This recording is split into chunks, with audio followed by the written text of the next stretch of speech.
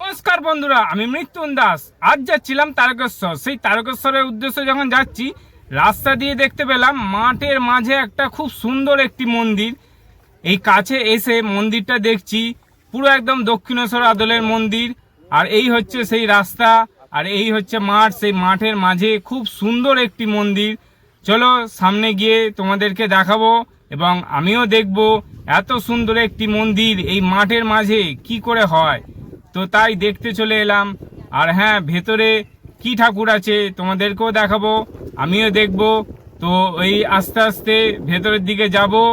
খুব সুন্দর, যেন মনে হচ্ছে দক্ষিণেশ্বরের মায়ের মন্দির যেরকম হয় সেম একই জিনিস এই মন্দির। তো এই হচ্ছে বাইরেটা, চারপাশটা একটুখানি তোমাদেরকে দেখিয়ে দিলাম।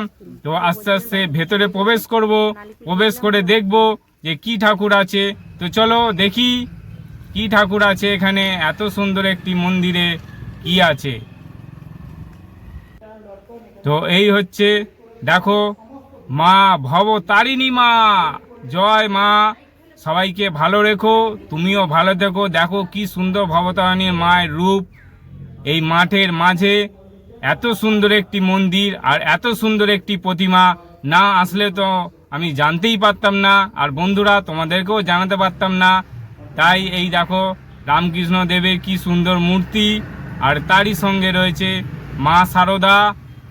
তো চলো তোমাদেরকে বলে দিই মন্দিরটি কোথায় আছে। এটা হচ্ছে নালিগুলে ধনহান্য উত্তরপাড়া এই জায়গাটির নাম, এখানকার লোকেদের থেকে জানতে পারি। তো চলো পরে আসছি কোনো এক ভিডিও নিয়ে। টাটা।